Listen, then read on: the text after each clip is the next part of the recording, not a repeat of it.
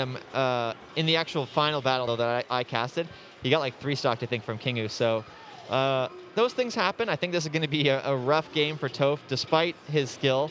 Whenever you're facing up against the best Falco in the world, it's a tall order to say the least, but should be a good first game. We'll see what happens. Classic Falco Fox action. And a side platform tech chase on that get-up attack is going to potentially already lead to a stock taken, but gives up the ledge, and Toph takes it very, very cleanly. One of the things I really like about Mango's play, and you hear this talked about a lot with None, is he's very good at using his drift to bait the opponent into thinking they should go a certain direction, and then immediately covering that direction. So like in that last stock right there, he drifted a little bit slight away and used a back air, so Toph's like, oh, I can just go in and go for a run-up aerial, and then does it, but gets hit by the back air because of Mango's drift over there. Exactly. Like, next time we see him in a tech chase situation, you really want to watch, like, how does he position and drift his character to make it seem like, okay, like he's gonna land this direction, and then all of a sudden the player thinks they're safe, and bam, they lose their stock. It's kind of an element of high-level melee just generally where it goes beyond just tech chasing and reading and reacting. There's also kind of like the element, it's not even conditioning, because conditioning is saying like, hey, I'm not going to cover the roll this way, and then hopefully you go that way, and when it counts, I'll cover it. It's more like making them kind of feel like something's happening when it's not. And because of Mango's just superb situational awareness in all of these scenarios, he's able to just get punishes pretty much no matter where the Fox is landing, and these drifts are a huge part of that. And part of the reason for that is just this is a matchup that I remember Mango saying, like, this is like the Falco comfort matchup. Pretty much every Falco has played Foxes a million times. They're so used to it, and I mean, in terms of how many hours Mango has against Fox, it must be some absurd number, man. Like, this is a matchup, he probably has 10,000 hours in this matchup alone. But, you know, Toph's putting in some work, too. I mean, the wave land off the platform into back, you're getting that stock, the clean, mid-shorten, sweet spot in the ledge. I mean, he's dead now, but, you know, he's putting in his own right now. Yeah. Beating Mango is a very tall order. Yeah, look at that run-up shine, catching Mango going for a second laser. Yeah, and you know, he's been doing a pretty decent job of playing around the lasers, not getting too antsy whenever Mango sort of gets in his face.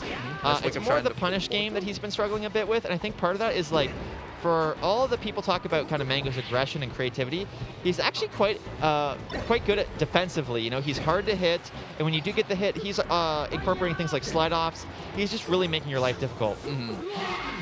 Speaking of making your life difficult, a 3-stock starting game 1 against Toph.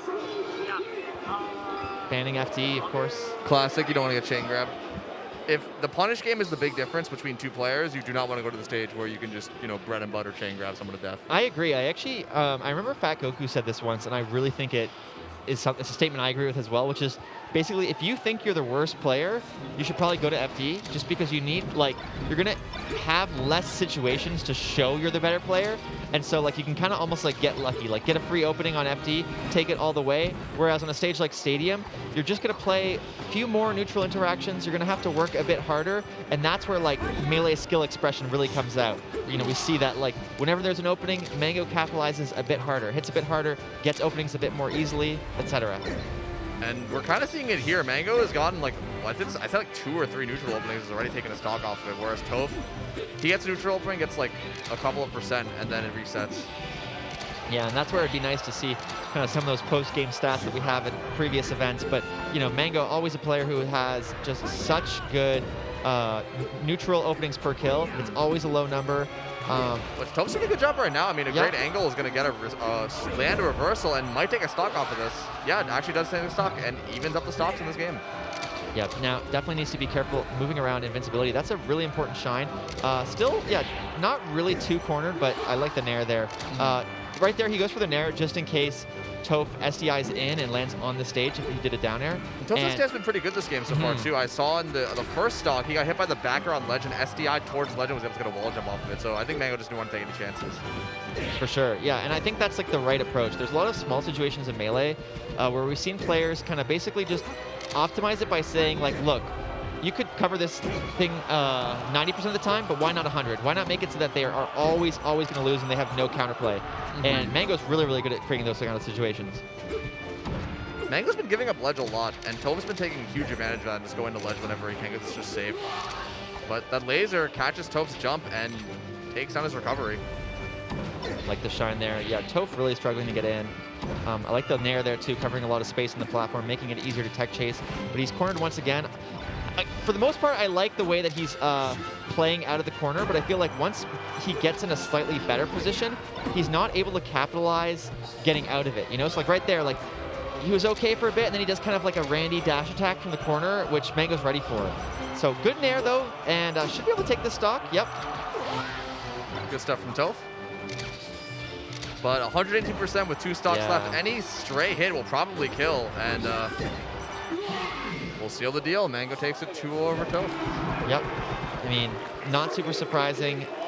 Just goes to show you a player like Toph, again, a former top 100 player, one of the best to ever do it, shows the kind of levels of the game, shows sort of, like I always think about this, regardless of a competitive game you play, like let's say you play, you know, League or something, and you're in like bronze or silver or whatever, you can get all the way up to that kind of challenger rank. You can get to top 200, top 500. And even when you're there, the difference between, say, top 200, top 100, and number 1 might as well be that whole league system entirely. You know, like the gap between a top 100 Melee player and that top 5 is just so insane. But we're going to see exactly what it takes to be that top 5 player with some of the replays of Mango's Punish game. That was crazy sequences. Yeah. I think that we didn't really talk about this very much. Mango looked like he was just playing really well. He wasn't dropping basically anything. His positions were always just perfect. And if you've been following Melee, you know that Mango has not been having the best year so far. And I think that a lot of, I mean, Melee in general, we all love seeing Mango do well, and the Mango Nation as well would love to see a good performance from him as well. And if he's playing like this, this could be his return to the top 8s, you know?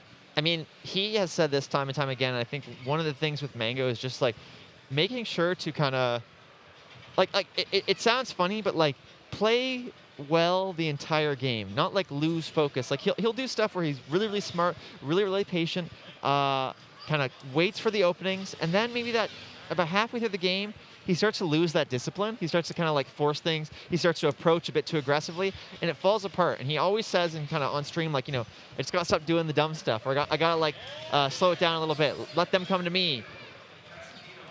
But we are going to jump into a short commercial break, so stay tuned. Keep it locked here. We got more Melee to come.